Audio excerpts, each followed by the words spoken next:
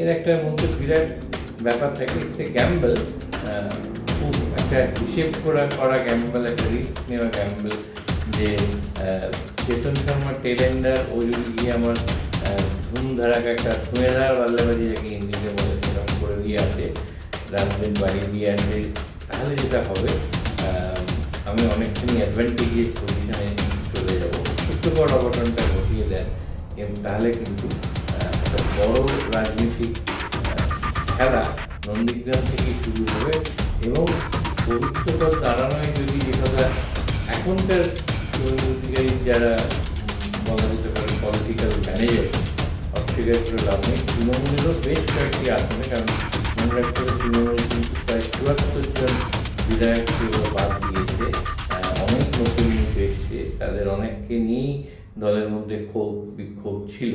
খুব উল্লেখযোগ্যভাবে বাদ পড়ারা বোধহয় বেশি প্রচার করছেন সমাজ মাধ্যমে, প্রায় প্রত্যেককেই দেখা যাচ্ছে তৃণমূলের হয়ে নতুন প্রার্থী হয়ে সংবাদ মাধ্যমে প্রচার করছেন।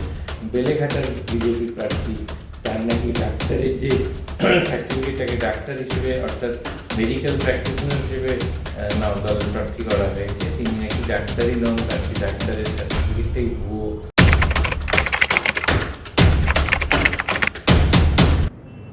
নমস্কার, ক্যান্ডিডলি ইয়োরসের আর একটা নতুন অধ্যায়ে আপনাদের সকলকে স্বাগত।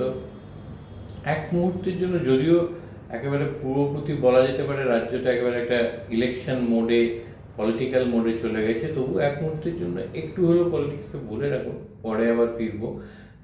ক্রিকেট তো আপনারা প্রায় সকলেই দেখেন, ভালোবাসেন, উপভোগও করেন, তা একটা ক্রিকেটীয় উদাহরণ একটু দেওয়া যায়।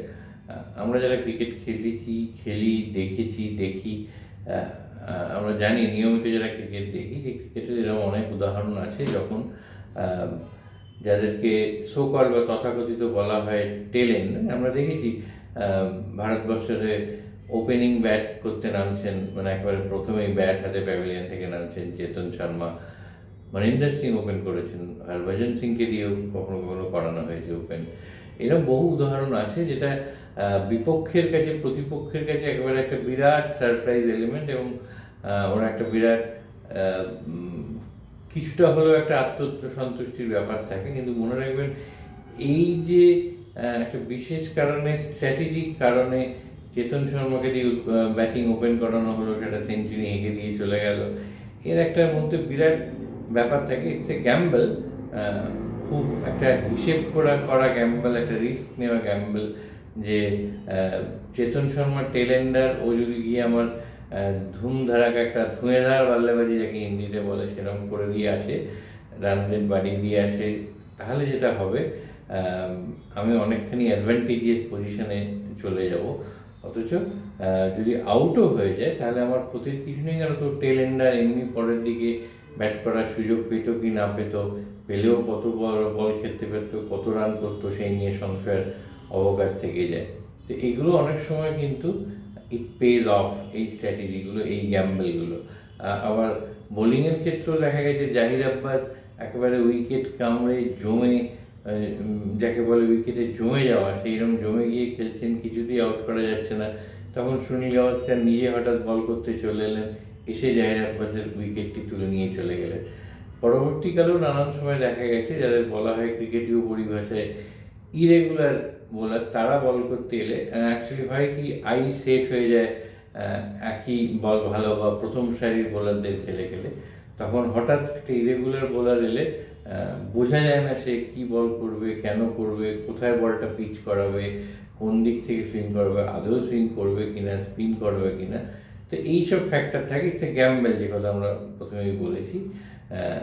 এবার আসি রাজনীতির কথায়। এবারে এই ক্রিকেটীয় যে উপমা বা তুলনাগুলো দিল, সেইগুলো মাথায় রেখে মনে করুন হঠাৎ নন্দীগ্রামের শুভেন্দু অধিকারীর বিরুদ্ধে পবিত্র কর কেন, যখন শেষ মুহূর্ত পর্যন্ত মনে করা হচ্ছিল গতবার মমতা বন্দ্যোপাধ্যায়ের মতো একেবারে বাংলার মুখ, তৃণমূলের মুখ, সর্বোচ্চ নেত্রী, তিনি লড়েছিলেন, লড়ে সে যেভাবেই হোক একটি বিতর্কিত বিষয়, তার হারটা, পরাজয়টা ১৯০০ কত ভোটে হেরেছিলেন। এবারে সে জায়গায় নন্দীগ্রামে দলের মুখ করা হলো পবিত্র করকে। এর পেছনে রাজনৈতিক ব্যাখ্যা যে উনি একসময় শুভেন্দুর ঘনিষ্ঠ ছিলেন ও স্ট্র্যাটেজিগুলো জানেন। নন্দীগ্রামের ব্লক 2 যেখান থেকে বিজেপি এগিয়েছিল সেইটা ওনার পুরো নখদর্পণে। এই ব্যাখ্যাগুলো ছাড়াও কিন্তু এই যে ক্রিকেটীয় উদাহরণের যে একটা স্ট্র্যাটেজি, সেটাও কিন্তু থেকে যাচ্ছে। এটাকে কিন্তু ইগনোর করা যাবে না যে যদি পবিত্রকর অঘটনটা ঘটিয়ে দেন তাহলে কিন্তু একটা বড় রাজনীতিক খেলা নন্দীগ্রাম থেকেই শুরু হবে। এবং পবিত্রকর দাঁড়ানোয় যদি যে কথা এখনকার শুভেন্দু অধিকারীর যারা বলা যেতে পারে পলিটিক্যাল ম্যানেজার্স, তার মধ্যে বিতর্কিত প্রলয় পালও আছেন, যিনি একেবারে প্রায় তুড়ি দিয়ে উড়িয়ে দিচ্ছেন যে এবার কোনো লড়াই নয়। বিজেপির অনেক নেতাই বলছেন, রাজ্যস্তরের নেতারাও বলছেন যে আমরা তো অনেক কিছু ভেবেছিলাম, তো ওয়াক ওভার হয়ে গেল। সেটা কিন্তু একটা আত্মসন্তুষ্টির জন্ম দিতে পারে। ফলে নন্দীগ্রামটাকে ছেড়ে রেখে শুভেন্দু অধিকারী কিন্তু কনসেন্ট্রেট করতে পারেন ভবানীপুরে, যেক্ষেত্রে কিন্তু তার প্রতিপক্ষের একটা অ্যাডভান্টেজ তৈরি হতে পারে। তো এই সব কিছু মিলে দেখতে হবে নন্দীগ্রামে হঠাৎ এই লড়াইটা কেন, যে লড়াইটাকে কিন্তু একেবারেই একটা যে উদাহরণগুলো প্রলয় পাল খুব লঘুভাবে দিয়েছেন, আমরা সেই উদাহরণ দেবো না, কিন্তু যারা মনে করছেন একেবারেই একটা প্রচণ্ড কঠিন প্রতিপক্ষের বিরুদ্ধে এমন একজনকে দাঁড় করানো হলো যে কোনো লড়াই হবে না, সেটা কিন্তু নাও হতে পারে। মনে রাখতে হবে অলরেডি কিন্তু বিভিন্ন স্তরে বিজেপির থেকে ভাঙন ধরে তৃণমূলের দিকে আসা শুরু হয়েছে। কারণ এই খেলাগুলো পবিত্রকর ভালোই জানেন, যিনি এত বছর ধরে শুভেন্দু অধিকারী হয়ে যে খেলাগুলো খেলে এসেছে। এবার আসি রাজ্যের অন্যান্য জায়গায় নির্বাচনী প্রার্থী পদ যে ঘোষণা বিভিন্ন দলের, তারপরে যে খেলাটা শুরু হয়েছে। প্রথম দিকে কিন্তু অস্বীকার করে লাভ নেই, তৃণমূলেরও বেশ কয়েকটি আসনে, কারণ মনে রাখতে হবে তৃণমূল কিন্তু প্রায় ৭৪ জন বিধায়ককে এবার বাদ দিয়েছে। অনেক নতুন মুখ এসছে, তাদের অনেককে নিয়েই দলের মধ্যে ক্ষোভ বিক্ষোভ ছিল। কিন্তু যেভাবে মমতা বন্দ্যোপাধ্যায় এবং অভিষেক বন্দ্যোপাধ্যায় আসরে নেমে প্রায় একেবারে ইন নো টাইম সেই ক্ষোভগুলোকে প্রশমিত করে দিয়েছেন, এবং ইতিমধ্যেই তারা সব একসঙ্গে লড়াইয়ে নেমে পড়েছেন।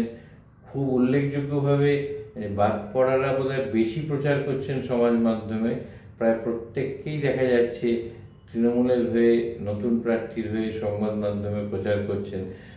প্রায় ভুলে যাওয়ার জোগাড় যে তারা আগে সিটিং এমএলএ ছিলেন, এবারে প্রার্থীপদ পাননি। একটা দুটো ব্যতিক্রম একটাই হয়তো রয়ে গেছে, যেখানে কিছুটা হলো একটু দলবদলের একটা মান অভিমান এরকম প্রশ্ন আছে। উল্টো দিকে যদি দেখা যায় তাহলে গেরুয়া শিবিরে কিন্তু প্রায় একেবারে টালমাটাল অবস্থা, এবং উত্তর থেকে দক্ষিণ যেখানে দেখবেন মধ্যবাংলা সর্বত্র সমস্ত প্রায় আসনে ভীষণ ক্ষোভ বিক্ষোভ, চেয়ার ভাঙাভাঙি, আগুন জ্বালানো এবং স্লোগান। কি হচ্ছে না, এমনকি দলের যেটা নতুন সদর দপ্তর সরলেকের যে অফিস, সেখানেও কিন্তু স্বয়ং দলের রাজ্য সভাপতি লকেট চট্টোপাধ্যায় এদেরকে একেবারে ঘোর বিক্ষোভের মুখে পড়তে হয়েছে। এবং সেই স্লোগানের মাধ্যমে যে বার্তাগুলো যাচ্ছে, যে সত্যগুলো প্রকাশ হচ্ছে, সেগুলো কিন্তু এদের ক্ষোভ প্রশমিত হলেও অলরেডি সত্যগুলো প্রকাশিত হয়ে থাকবে। যেমন যদি উদাহরণ দিয়ে বলা যায়, বেলেঘাটার বিজেপির প্রার্থী, তার নাকি ডাক্তারের যে সার্টিফিকেটটাকে ডাক্তার হিসেবে, অর্থাৎ মেডিকেল প্র্যাকটিশনার হিসেবে নাম দলের প্রার্থী করা হয়েছে, তিনি নাকি ডাক্তারই নন, তার সেই ডাক্তারের সার্টিফিকেটটাই ভুয়ো। তার অন্যান্য কীর্তিকলাপও সামনে বিজেপির লোকজনেরই এনেছেন, বলা রাজনৈতিক বিরোধী পক্ষ জেনেছে তা নয়। একইভাবে এন্টালি বিজেপি প্রার্থীর বিরুদ্ধে ক্ষোভ বিক্ষোভ, একই কথা, নানান রকমের জিনিস সমাজ মাধ্যমে ভাইরাল হচ্ছে। উত্তরে আলিপুর, বালুরঘাট, মানে সমস্ত কনস্টিটিউয়েন্সি ধরে ধরে যদি আপনি দেখেন, সমস্ত কনস্টিটিউয়েন্সিতে প্রচুর ক্ষোভ বিক্ষোভ এবং কাদা ছড়াছড়ি কিন্তু শুরু হয়ে গেছে। সমাজ যে একেবারে সদর দপ্তর, যেটা অধুনা মুরলীধর লেনের কথা বলছি না, সরলেকের সদর দপ্তরে, সেখানে কিন্তু বিক্ষোভের মুখে পুরে তিতিবিরক্ত হয়ে রাজ্য সভাপতিকে বলতে শোনা গেছে যে অনেক ধৈর্য ধরা হয়েছে, আর নয়, দল যা সিদ্ধান্ত নেবে সেটাই, অর্থাৎ কোনোভাবেই এইসব বরদাস্ত হবে না, প্রার্থী বদল হবে না, তার একটা বার্তা উনি দিয়েছেন। মনে রাখতে হবে অনেক এই অভিযোগ অনুযোগের তীর কিন্তু বিজেপির বর্তমান রাজ্য নেতৃত্বের প্রতিও আছে, এবং এমন অভিযোগ উঠেছে তারা অর্থের বিনিময়ে টিকিট বিলি করেছেন। আরও নানান কেচ্ছা কেলেঙ্কারির কথাও তারা অভিযোগ স্তরে নিয়ে আসছেন। এখন এগুলো হচ্ছে যে জিনিসটা বিজেপির থেকে ন্যারেটিভ তৈরির খেলা যদি কেউ আর ভালো পারেন এটা ধরে নেওয়া হয়, তাহলে কিন্তু ওরা অনেকটা এই কৌশলেই ন্যারেটিভ তৈরি করেন যে সেটা ভুল হোক, তবু ভুল প্রমাণিত হওয়ার আগে ন্যারেটিভটা বিল্ড আপ হয়ে যাবে। এবার যদি বলা হয় যে উল্টো দিক থেকে এই যে তাদের যারা দলের কর্মী তারা আজকে ক্ষোভ বিক্ষোভের নামে যে সমস্ত সত্য নিয়ে আসছেন বাইরে সংবাদ মাধ্যমের সামনে পাবলিক ইয়েতে, সেইগুলো কিন্তু প্রমাণ হোক না প্রমাণ হোক একটা ন্যারেটিভ তৈরি করতে কিন্তু ভীষণভাবে সাহায্য করবে। কাজে আপনারা দেখছেন চাঁদদানি থেকে আসা যিনি হরি মিশ্র বিজেপির, তিনি যেভাবে দলীয় অফিসে এসে বিষোদ্গার করেছেন, যেভাবে বিষ উগড়ে দিয়েছেন বর্তমান রাজ্য নেতৃত্বের প্রতি, কিভাবে টাকার বিনিময়ে ভুলভাল লোককে, অপরাধীদের টিকিট দেওয়া হয়েছে, যারা নানান কেচ্ছা কেলেঙ্কারির সঙ্গে জড়িত তাদের টিকিট দেওয়া হয়েছে, একেবারে মানে খোলসা করে দিয়েছেন। তো এইগুলো সামলানোর কোনো লক্ষণ কিন্তু এখনো পর্যন্ত গৈরিক শিবিরে দেখা যাচ্ছে না। যেটা উল্টো দিকে আমি বলছিলাম যে তৃণমূলের যে বিক্ষোভ ছিল সেগুলো কিন্তু অত্যন্ত দ্রুত প্রশমিত হয়েছে। তো এই সব একদিকে ওই লাগে তাক না লাগে তুক স্ট্র্যাটেজির মতো, যে আগেও আমি একটা এপিসোডে বলেছিলাম বোর্ডে দিয়ে কিস্তিমাত করা দাওয়ায়, সেই রকম একটা স্ট্র্যাটেজি নন্দীগ্রামে উল্টো দিকে সবাইকে অন্তত একটা যতটা পারা যায় এক জায়গায় এনে করা। মানে একটা সময় মনে করা হচ্ছিল যে তৃণমূলের শত্রু তৃণমূলই হতে পারে, তৃণমূলের যদি ভেতর থেকে সাবোটেজ না হয় তাহলে তৃণমূলের যা এই মুহূর্তে অর্গানাইজেশনাল স্ট্রেন্থ, যেটা একসময় বামেদের আছে বলে মনে করা হতো, যেটা ওয়েল অয়েলড ইলেকশন মেশিনারি, সেইটা কিন্তু এখন তৃণমূলের আছে। সেইটাকে পরাভূত করা খুবই কঠিন। আমি বলছি না একেবারেই করা যাবে না, কিন্তু খুব কঠিন।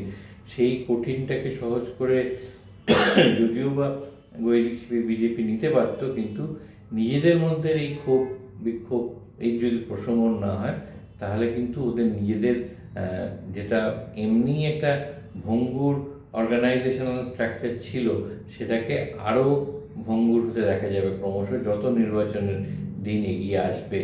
এবং এই লেভেল অফ ক্ষোভ, অভাব, অনুযোগ নিয়ে এরা কতটা আবার দলের হয়ে নির্বাচনের আগে প্যাচ আপ করে নামতে পারবেন, এটা কিন্তু এটা অত্যন্ত দেখার জন্য খুব ইন্টারেস্টিং একটা ব্যাপার হয়ে দাঁড়াবে। এই সব কিছু নিয়ে রাজ্য রাজনীতি একদম জমজমাট, ক্রমশ জমে উঠছে এই রাজনৈতিক খেলাগুলো। এটা আমরা নিশ্চয়ই দেখতে থাকবো কখন কোথায় কিভাবে কোন খাতে জল বইছে এবং কিভাবে নদীর গতিপথ পরিবর্তন হচ্ছে। ওই যে কথা বারবার বলছি, একটা 15 বছরের পুরনো শাসক দল, তাদের বিরুদ্ধে নানান অভিযোগ ছিল, অনুযোগ ছিল, ক্ষোভ ছিল, কতটা করতে পেরেছেন সেই নিয়েও হয়তো প্রশ্ন বা সংশয় আছে। কিন্তু সেইটাকে কাজে লাগানো নির্বাচনী বৈতরণী পার হওয়ার ক্ষেত্রে কিন্তু ওই যে গেটিং ইটস অ্যাক্ট টুগেদার, এবং এই যে বলে যে আমি কাজে লাগাচ্ছি, নির্বাচনটা করাতে হয়, শুধু নির্বাচন হওয়া নয়, এটা নির্বাচনটা করাতে হয়, ভাবটা হচ্ছে করানো। শুধুমাত্র বোধহয় আমি নির্ভর করে থাকবো আমার দলের সর্বোচ্চ কেন্দ্রীয় নেতৃত্ব, যেহেতু তারা ওখানে শাসক হিসেবে বসে আছেন, তারা কতটা সেই অর্থে ইনস্টিটিউশনাল অ্যান্ড অ্যাডমিনিস্ট্রেটিভ সাপোর্ট আমাকে দেবেন, ইন টার্মস অফ ইলেকশন কমিশনের সহায়তা, ইন টার্মস অফ আরও নানান অ্যাডমিনিস্ট্রেটিভ যেগুলো সুযোগ সুবিধা, সেইগুলো দিয়েই কিন্তু ইলেকশন জেতা বোধহয় অতটা সহজ হয় না। তবে নিশ্চয়ই মানুষের মন, গণতন্ত্রে মানুষই শেষ কথা বলে, এবং এই পপুলার ম্যান্ডেট একটা ভয়ঙ্কর জিনিস, হয়তো বোঝাও যায় না আগের দিন পর্যন্ত যে কী হতে চলেছে, পুরো উল্টো হয়ে গেল, হিসেব মিলল না। কিন্তু এই মুহূর্তে দাঁড়িয়ে যে পরিস্থিতি, তাতে কিন্তু যেভাবে এগোচ্ছে গৈরিক শিবিরের জন্য যথেষ্ট মাথা ব্যথা কপাল। আর একটা অদ্ভুত ব্যাপার, ওনারা ন্যারেটিভ তৈরির খেলায় যেভাবে মত্ত আছেন, এগুলোকে ইগনোর করে এই যে দলের মধ্যে অন্তর্দলীয় যে কোঁদল, সেগুলোকে এবং ক্ষোভ বিক্ষোভকে ডিজোন করে, অস্বীকার করে শুধুমাত্র সমাজ মাধ্যমে একটা বিপ্লব ঘটানোর চেষ্টা করছেন, পরিবর্তন আনানোর চেষ্টা করছেন, ন্যারেটিভ তৈরির মধ্যে মধ্যে খুব অবাক লাগে কিছু কিছু সংবাদ মাধ্যমে দেখি যে শব্দগুলো সুপারলেটিভে অ্যাডজেক্টিভ একটা ব্যবহার করা হয়, যেমন প্রচারে ঝড় তুললেন, সুনামি এসে গেল, কিন্তু তার যে ভিডিও যেটা সঙ্গে যাচ্ছে এই সুপারলেটিভ ডিগ্রি এগুলোর সঙ্গে, সেখানে হয়তো প্রার্থীর সঙ্গে 5 জন নিরাপত্তারক্ষী, সিকিউরিটি, সেন্ট্রাল ফোর্স, তার সঙ্গে 1 জন কি 2 জন লিফলেট নিয়ে দাঁড়িয়েছেন। সেইটাকে কিন্তু ক্যাপশন বা স্টোরির টেনারটা হচ্ছে প্রচারে নেবেই XYZ ঝড় তুললেন, সুনামি এসে গেল। এইগুলোও কিন্তু আজ হোক কাল হোক হয়তো কিছুটা লোকে এখন বুঝতে শুরু করেছে, আরও বুঝবে। এটা দুদলের থেকেই বোধহয় অনেক সময় চেষ্টা করা হয়, কিন্তু এগুলো আমি জানি না, হয়তো স্বল্পকালে ফলপ্রসূ হতে পারে, কিন্তু একটা লেভেলের পর গিয়ে লোকে বুঝতে পারে কী হচ্ছে না হচ্ছে।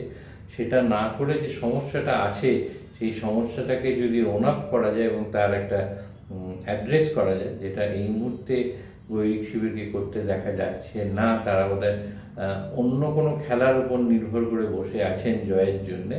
কিন্তু এই যে প্রায় একটা সংখ্যাগুরু, আমি বলবো যে সংখ্যাগুরু বা মেজরিটি অফ দ্য কনস্টিটিউয়েন্সি থেকে দলীয় কর্মীদের এই ক্ষোভ বিক্ষোভ, দলীয় স্তরের একেবারে লোকাল স্থানীয় স্তরের নেতাদের শুধুমাত্র যে টিকিট না পাওয়ার বঞ্চনা থেকে একটা ক্ষোভ, সেটা যিনি পাচ্ছেন না তার হতে পারে, কিন্তু যারা দলটাকে সামলে এসছেন তাদের দিক থেকেও যে একটা অসম্ভব ক্ষোভ এটা বাড়ছে ক্রমশ, এটা কিন্তু অস্বীকার করলে, ডিজন করলে এটা বাড়বে, বই কমবে না। আজকে এই যে মুহূর্তে আমরা দাঁড়িয়ে তাতে যেগুলো মনে হলো কথা আপনাদের সামনে তুলে ধরলাম। যেরম নির্বাচনটিকে গড়াবে, জল যেখানে বইবে, যে কথা আমরা বললাম, সেগুলো আপনাদের সঙ্গে আমরা তুলে ধরবো, পরিচিত রাখবো। তারপর শেষ কথা কিন্তু গণতন্ত্রে সাধারণ মানুষই বলবে, তাদের হাতেই সব ক্ষমতা, এবং তারা বিচার বিবেচনা করে শুধুমাত্র তা সে অ্যাক্রস পার্টি লাইন যে কোনো দলেরই হোক না কেন, সেই শুধুমাত্র একটা ফলস ন্যারেটিভ তৈরির খেলা, তাতে ইনফ্লুয়েন্স না হয়ে নিজেদের বিচার বিবেচনা প্রয়োগ করে একটা যাতে ভালো হয় সকলে, সেরকমই একটা নতুন সরকার গঠিত হবে, এইটার দিকেই আমরা কিন্তু আমাদের চেয়ে থাকা বা প্রত্যাশা, সেই প্রত্যাশাটা থাক। যেভাবে গড়াবে লড়াইয়ের গতি প্রকৃতি, তার সম্পর্কে আপনাদের আমরা অবহিত রাখব। আপনারা দেখতে থাকুন, শেয়ার করুন, সাবস্ক্রাইব করুন, লাইক করুন। হেডলাইন্স কলকাতা এখন এই মুহূর্তে জিও টিভিতে লাইভ, ডেলি হান্টে লাইভ, এবং আমাদের নিজস্ব ইউটিউব চ্যানেল এবং ওয়েবসাইট তো আছেই।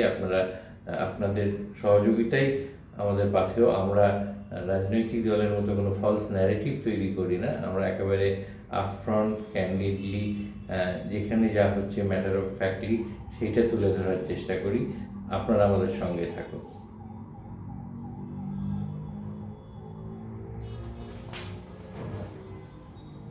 আনন্দ আর ভালোবাসার দীপ্তিতে গড়া সমুজ্জ্বল পরমা, ঠিক তোমারই মতো। শ্যাম সুন্দর কোম্পানি জুয়েলার্স, আগরতলা, উদয়পুর, ধর্মনগর, কলকাতা।